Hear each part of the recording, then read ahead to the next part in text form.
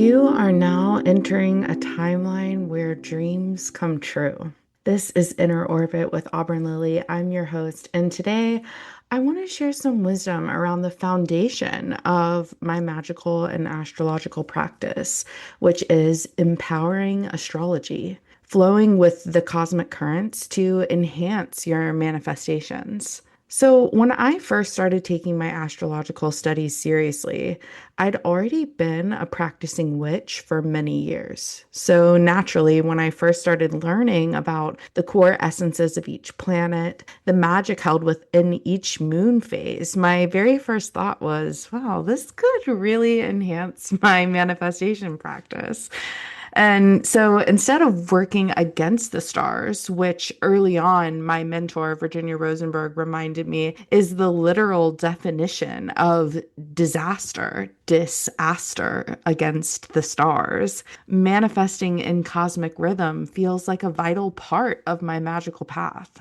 Now, astrology is a vast, perhaps never ending well of wisdom. There are literally infinite things to learn, and therefore limitless ways to apply astrological wisdom to enhance your magical or manifestation practice. So, I really feel like a series is in order here. First, touching on manifesting with the moon, which we're going to get into in just a second. And then, next, maybe the next episode in this little mini series, we'll dive into the planetary days. And then finally, we'll expand into flowing with the transits, exactly where the planets are in the sky at any given moment, and the influences and impacts that they bring with them. So let's get into it. There are four main phases of the moon that we'll be working with: new, waxing, full, and waning. Each of these four phases emanate a specific energetic frequency that can influence and empower your manifestations. You can find out what phase the moon is in by tracking with an astrology calendar like the Magic of Eye, my fave, or using an online resource. And I will link a free, reliable option in the show notes for you. And if you haven't heard of Magic of Eye, I'll link that for you as well. So let's get into it. The new moon is when the moon is hand in hand with the sun, occupying the same space in our sky. This means that the new moon will always be in the same sign as the sun. So we just experienced a new moon in Aries because it's Aries season. This is a time to set intentions, manifest, and dream. A time to plant seeds, a time to vision. The new moon represents the start of a new cycle, the beginning of something. It carries the energy of pure potential and serves as a threshold into the next era. So here, you're really planting these dream seeds into fertile soil on the new moon. The new moon isn't so much about like really visible changes right in front of our face, but it's more the energetic work that we do to bring our manifestations to light. So I love a little new moon ceremony to anchor in what I'm trying to bring into my reality over the course of the next 28 days. And of course, we can look farther than that. I mean, I do a lot of long-term workings. But when we're working with the moon, we really are wanting to work with this lunar cycle. So after the new moon, the illuminated surface of the moon starts to appear to grow. And this is when the moon is waxing. The new moon grows into a crescent, then a half or quarter moon, then a gibbous, leading us into the culmination of the dream seeds we planted on the new moon.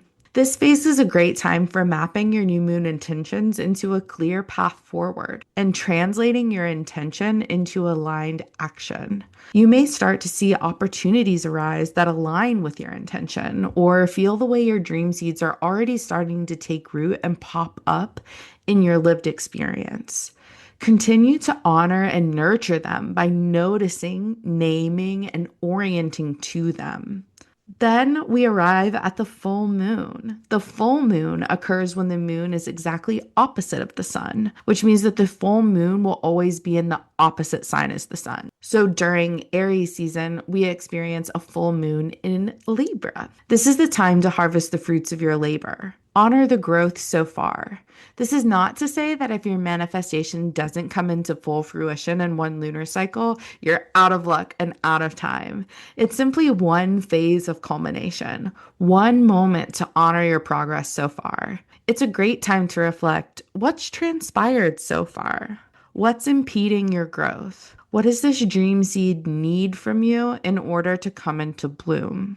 This is also the perfect time for cord cutting and setting boundaries, really releasing any negative beliefs or thought patterns that keep you in a reality where your manifestations cannot or will not come true. For example, if you're like me circa 2022, it may become clear to you under the light of a full moon that the reason you've not published a book yet is simply because you haven't made the clear decision to do so, because you haven't allowed yourself to fully embody the version of yourself who's already a published author. The full moon is a time to cut ties with any resistances or tendencies you may have that are holding you back from the full blown evolution of your dreams.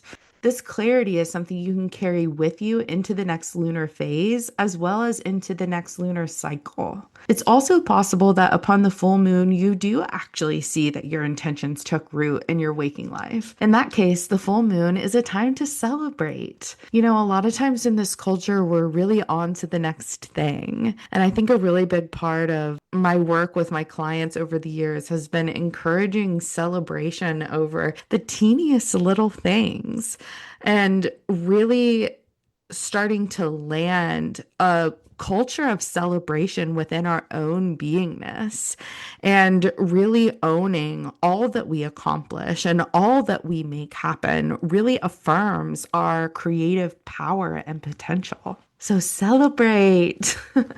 And after the full moon, we're led into the waning moon. Waning literally means that the illuminated surface of the moon appears to shrink or grow smaller. In a mirror image to the waxing phase, the full moon shrinks into a gibbous, then into a half or quarter moon, and finally a crescent. This is a time to continue to release what is no longer serving you, to shed the skin of what once was, kind of informed by this full moon experience. It's also a time to be grateful for what remains. So, really taking energetic inventory of what you've accomplished since the new moon, what you've let go of since the full moon, and starting to sense into what you may want to build from here. The waning moon phase is a time to get contemplative, to hone your vision, and receive wisdom or energetic downloads around what dreams you want to be channeled through you next. You may find yourself returning to the same dream seed from the last cycle and layering in a new dream or a next step. So the way that we kind of think of this is like, we plant these seeds on the new moon. And in the waxing moon, this is the growing season. And at the full moon, we have this fullness of fruit, this harvest, this ability to feast. And when we're in this waning phase, it's like the fruit has gone to seed. And so we're collecting those seeds before the next planting season with the new moon. So this is really a time of heightened intuition. So listen deeply and orient to what makes itself known. So I'm so excited for what's next on the podcast, not just part 2 of this little series, Manifesting with the Cosmos, but I also have so many incredibly talented, witty, wise, healing individuals coming on as guests for Inner Orbit. And I am so excited to introduce you to them. Our next live gathering in the Coven is this Saturday, April 25th at 7 p.m. Eastern for Invoke, our Uranus and Gemini celestial ceremony. When Pluto entered Aquarius in 2024, we entered a 20-year-long portal of rapid evolution. Uranus in Gemini doubles our speed as we zip through this channel of transformative consciousness. We got a glimpse of what's to come last year from July 7th through November 7th, 2025. when Uranus, the planet of rebellion, disruption, freedom, innovation, inspiration, and humanitarianism, grazed the edges of the electric atmosphere of Gemini. In this celestial ceremony on Saturday, April 25th, we'll explore the archetype of Uranus in Gemini, what it means for each sign, and take a meditative journey to inform the way forward, really anchoring into the highest timeline. This event is for our paid subscribers. That membership is just $8 a month. And there's also an option to drop in a la carte. And I'll put all that information in the show notes for you. I hope to see you there, and we'll chat again later this week. Blessed be.